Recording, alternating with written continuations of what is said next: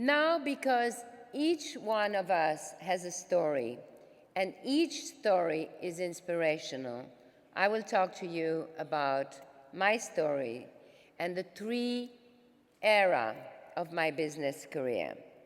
The first one I call American Dream.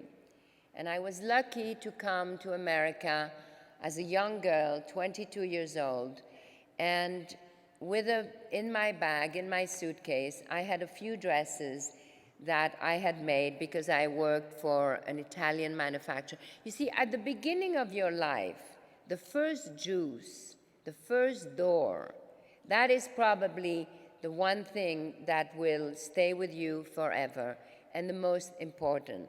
That's why I love to mentor young women, because there's always that moment where you push your first door. And you don't know maybe that that door will be so important. So when you're very young, it is very important to be extremely alert and to see what door is going to be my door. My door was meeting this Italian man who had a factory. He had a printing plant.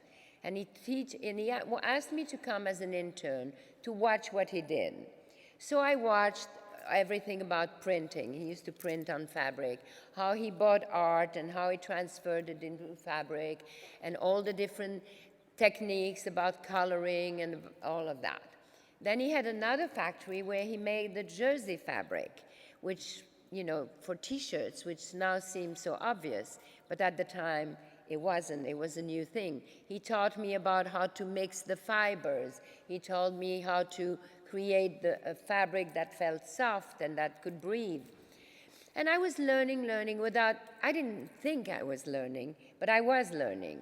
I then went to America to visit my boyfriend that I had met at university, and he was doing an internship in a bank in New York. And in New York, I discovered a whole new fashion that I didn't know about. I met young designers like Halston and Giorgio Sant'Angelo.